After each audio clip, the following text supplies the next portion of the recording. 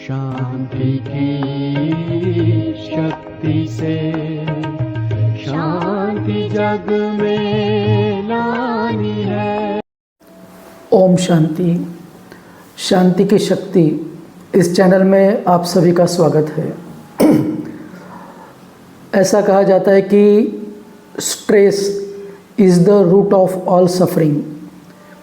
भी हमारे सभी दुखों का कारण हमारा तनाव है। तो कुछ समय पहले जब हम फ़ोटो निकालने जाते थे फ़ोटो स्टूडियो में, तो फ़ोटोग्राफ़र हमको स्टेबल करता था, कहता था गर्दन इधर करो, सीधा बैठो, और फिर वो अंत में कहता था थोड़ा मुस्कुराओ। तो क्यों मुस्कुराओ कहता था कि जब हम मुस्कुराते हैं तो हम सुंदर दिखते हैं। ऐसा कहा जाता है कि face is the index of mind. भाई हमारा जो चेहरा है ये हमारा दर्पण कहलाता है। भाई संसार एक सागर है। अब मुस्कुराने के लिए क्या है कि हमारे अंदर सकारात्मक विचारों का जब चिंतन चलता है तब हम मुस्कुराते हैं। भाई हमारे शास्त्रों में एक कथा बताते हैं कि क्षीर सागर है।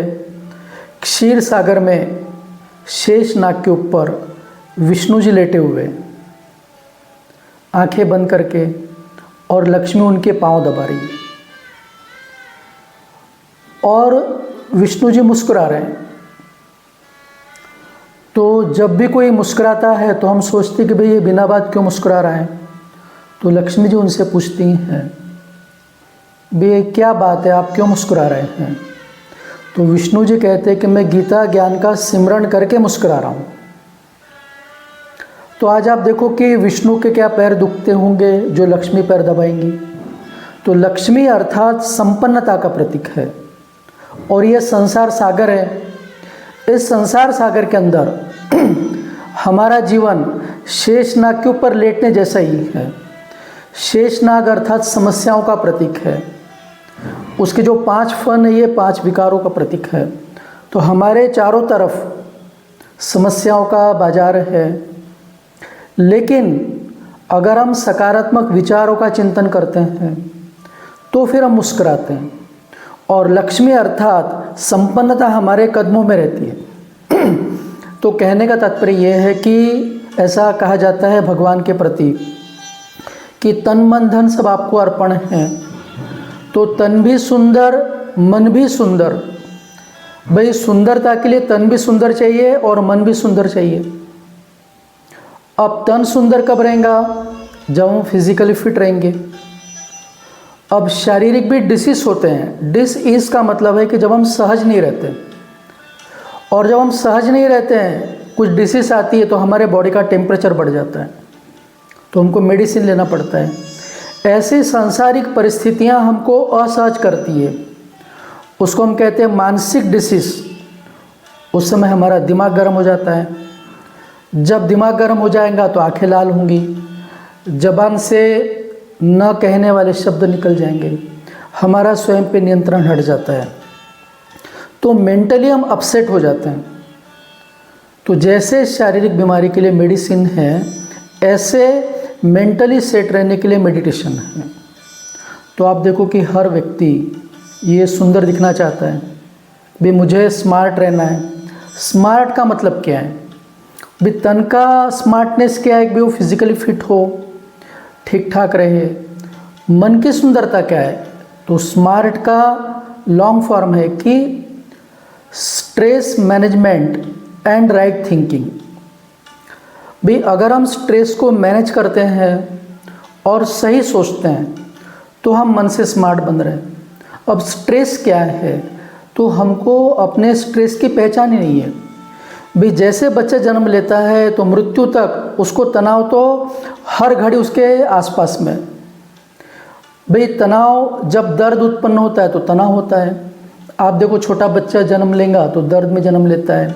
बच्चे पैदा हो गए, कोई न कोई बीमारी रहती है, दवाखाने में एडमिट होते हैं, बार बार बीमारियां होती रहती है, शारीरिक बीमारी। थोड़ा बड़ा होगा, पढ़ाई का तनाव। तो जीवन में तनाव ये कोई बड़ी बात नहीं है, लेकिन तनाव को हम मैनेज कैसे करते हैं। स्ट्रेस का मतलब है खिंचाव। भाई एक व्यक्ति इधर से रस्सी खींच रहा है, दूसरा इधर से खींच रहा है, वो दोनों रस्सी को अपने अपने तरफ खींच रहे हैं। आप रस्सी को छोड़ दो, स्ट्रेस खत्म। ऐसे जीवन के अंदर जब हम कोई बात को पकड़ के रहते हैं, और ज्ञानी किसको कहा जाता है? एक ने कही दूसरे ने मानी, उसको कहते हैं सच्चा ज्ञानी। भाई हमारा जीवन जो है, ये कहा गया कि जीवन एक संघर्ष है। संघर्ष नहीं है, खेल है। और इस खेल में हमको हराने के लिए 10 खिलाड़ी है। आप देखो कि क्रिकेट के मैच के अंदर 10 खिलाड़ी रहते हैं और वो बैट्समैन को आउट करना, ये उनका इंटेंशन रहता है। ऐसे संसार के अंदर हमारी मानसिक स्थिति को हलचल में लाना, ये संसार का नियम है। तो आप देखो कि 10 खिलाड़ी कौन से? तो प्रकृति के 5 तत्व ये हमको हलचल में लाते हैं, 5 विकार, और इनसे प्रभावित हर व्यक्ति वो हमको आउट करना अर्थात हमको डिस्टर्ब करने के लिए निमित्त बन सकता है। लेकिन हमको अपने आप को उस सिचुएशन को कैसे हैंडल करना है, ये राजयोग मेडिटेशन के द्वारा सीखना आना चाहिए। तो स्ट्रेस तो रहेगा, उसको मैनेज करते आना चाहिए। तो कैसे मैनेज करेंगे? आप देखो कि हम घर में रहते हैं। वे किस्सा बताते कि एक बार 2 पड़ोसी थे, 2 परिवार आजू बाजू में रहते थे। वे दूध वाला जो था, दोनों घर में दूध देता था। एक दिन दूध वाले ने क्या किया, दूध दिया तो दोनों घर का दूध जो है वो फट गया, माना दूध खराब हो गया। पहले घर की पत्नी ने अपने पति से कहा कि भाई आज तो दूध फट गया। तो पति एकदम इरिटेट हो जाता है, ऐसे कैसे फट गया? तुम वो दूध वाले को कुछ बोलते नहीं हो, उसके पैसे काटो। तो सिचुएशन जब आ गई तो इसका कंट्रोल हट गया, इसके ऊपर क्रोध हावी हो गया। तो कहते हैं जब क्रोध मनुष्य पर छाता है तो बुद्धि वहाँ से निकल जाती है। When anger is on the throne, wisdom is out of door। भाई आप जेल में चले जाओ, ऐसी कई घटनाएं हैं कि जो माँ है, बच्चे ने बात नहीं सुनी, एक बर्तन उठा के फेंक कर मारा, बच्चा मर गया। अब माँ को बच्चे को मारने का कोई इंटेंशन नहीं था, लेकिन अपने इमोशंस पे कंट्रोल नहीं कर पाई और वो बच्चा मर गया। अब वो बच्चे को तो माँ कभी मार ही नहीं सकती है, लेकिन एक एक्सीडेंट, अब पूरी ज़िंदगी वो उदास है, न किसी से बात करती है। तो 1 मिनट का क्रोध हमारे जीवन को ख़त्म कर देता है। तो जब हम शांति की साधना करते हैं, साइलेंस में रहते हैं, और हम ये समझते हैं कि क्रोध ही मेरा शत्रु है और कोई शत्रु नहीं है, तो अब वो भाई अपने पत्नी के ऊपर क्रोधित हो गया, तो उसका जो गुस्सा है वो पत्नी पर ट्रांसफ़र हो गया। अब वो पत्नी अपना गुस्सा कहाँ ट्रांसफ़र करेंगे? दूध वाले के ऊपर। दूसरे दिन जैसे दूध वाला आया तो इसका बोलने का टोन एकदम तेज कि ऐसे कैसे तुमने दूध दिया, हम तो पैसे काटेंगे। अब जब ये गुस्सा करेंगे तो दूध वाले के पास में गुस्सा ट्रांसफ़र हो गया। वो बोलता है कि ऐसे कैसे आप पैसे काटेंगे, आपको लेना है तो लो, नहीं तो मत लो, आपका बर्तन खराब होगा। अब यही घटना बाजू के घर में घटित हुई। पत्नी अपने पति को कहती है कि भी आज दूध फट गया। पति कहता कोई बात नहीं है, कलाकंद बना लो। दोनों ने उसकी कलाकंद बनाई, बड़े प्यार से कलाकंद खाया।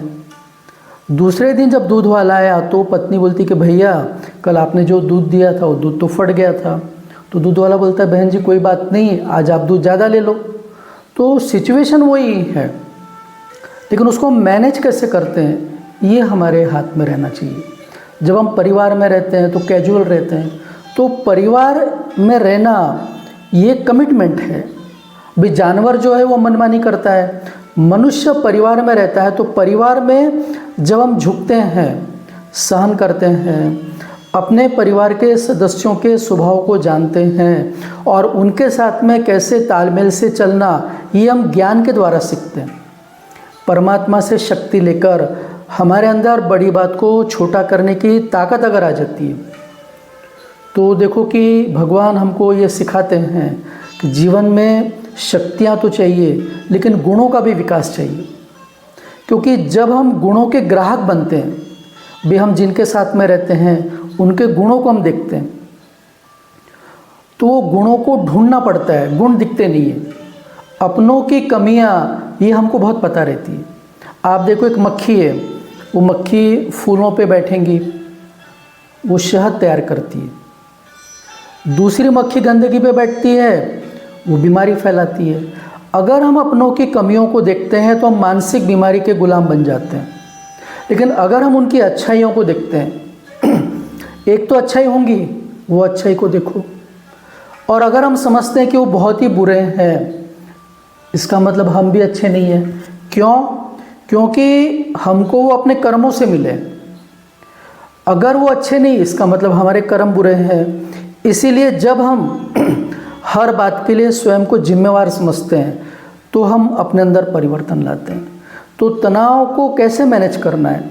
आप देखो पति पत्नी रहते हैं, ऐसी सहज बातें करते रहते हैं, दोनों को एक दूसरे की कमियों का पता रहता है। एक बार सहज ही एक पत्नी अपने पति को कहती है कि मेरे अंदर 8 कमी क्या है ये बताओ आप, मुझे अपने आप को चेंज करना है। अब पति समझता है 8 क्या, इसकी तो मेरे को 20 कमियां पता है। लेकिन वो बोलता है कि मेरे को सोचने दो। जब वो ऑफिस जाता है तो ऑफिस जाते जाते रास्ते में एक फूल वाले की दुकान आती है। वो फूल वाले के पास से 8 गुलाब लेता है और वो फूल वाले को कहता है कि ये ले जाके मेरे घर में मेरी पत्नी को दे दो। और उस पर एक चिट्ठी लिख देता है, एक कार्ड लगा देता है कि मुझे तुम्हारे अंदर कोई कमी दिखाई ही नहीं देती है, तुम जो भी हो मेरे लिए इस दुनिया में सबसे अच्छी हो। जब वो पत्नी देखती है कि गुलदस्ते वाला आया है, उसके हाथ में फूल है और उस पर लिखा है, तो मैंने तो अपने पति को पूछा कि मेरी 8 कमियां बताओ, और उसने तो कहा कि तुम्हारे अंदर कोई कमी नहीं है। चूँकि हर व्यक्ति को अपनी कमियों का पता रहता है, तो वो इतनी खुश हो गई कि उस दिन जब उसका शाम को पति ऑफिस से आता है तो दरवाजे पर उसकी राह दिखती है। हमेशा वो आराम से बैठी है, टीवी देख रही है, पति आएगा तो अपने आप ही पानी लेगा। आज वो बड़े प्यार से उसको देख रही। तो कहने का तात्पर्य यह है कि जब हम अपनों की अच्छाइयों को देखते हैं, उसका चिंतन करते हैं, तो हमारे जीवन के अंदर सुख शांति आती है। तो जिसको परिवार के अंदर प्यार से रहना आ गया, वो सुखी हो गया। तो इसके लिए हमको रहम दिल बनना पड़ेगा, अपने ऊपर रहम करना है। जब हम अभिमान में आते हैं, क्रोध में आते हैं, तो हम अपने ऊपर अत्याचार करते हैं। इसलिए हमारे संस्कृति में कहा गया है, दया धर्म का मूल है, पाप मूल अभिमान। भाई हमारा धर्म क्या है? भाई आत्मा का स्वधर्म है शांति। इसलिए हम कहते हैं ओम शांति, अर्थात आई एम पीसफुल सोल, मैं हूँ ही शांत। शांति को कम नहीं समझना है। भाई तनाव का एंटीडोट, भाई तनाव का जो अपोजिट है उसको ख़त्म करने की ताकत शांति में। तो शांति जो है ये एक शक्ति है। तो जब हम शांति की शक्ति की साधना करते हैं तो तनाव तो जीवन में आएगा, लेकिन तनाव को कैसे मैनेज करना ये भी हम राजयोग के द्वारा जान सकते हैं। तो जब हम self management and right thinking, तो हम स्मार्ट बन जाते हैं। तो आइए भाइयों और बहनों, राजयोग का अभ्यास करके हम अपने जीवन के तनाव को पहचानें और पहचान कर उसको दूर करें, क्योंकि हमारा तनाव हमारे आसपास रहने वाले लोगों को तनाव देता है। और जब हम खुश रहते हैं, क्योंकि खुशी जैसी खुराक नहीं और उदासी जैसी बीमारी नहीं, तो जब छोटे छोटे तनाव अंदर जमा होते रहते हैं तो एक्यूमुलेटेड स्ट्रेस जो है वो डिप्रेशन को निर्माण करती है। और छोटी छोटी बातों के ऊपर हम थैंक्स देते हैं, खुश रहते हैं, तो हमारे अंदर खुशी आती है और ये खुशी हमारे जीवन के अंदर अमृत का काम करती है। तो परमात्मा का याद, परमात्मा का साथ, परमात्मा की शक्ति, आत्मविश्वास, परमात्मा विश्वास और समय के ऊपर विश्वास, ये संसार का जो नाटक है न्यायपूर्ण है। इसलिए कहते हैं कि इंसाफ का मंदिर है, ये भगवान का घर है। यहाँ पर अन्याय हो ही नहीं सकता, ये दुनिया में अन्याय हो ही नहीं सकता, न्यायपूर्ण दुनिया है। हमको केवल धीरज रखना है। जब हम धीरज रखते हैं तो हमारे अच्छे विचारों का परिणाम हमारे सामने सफलता के रूप में आता है। अच्छा, ओम शांति।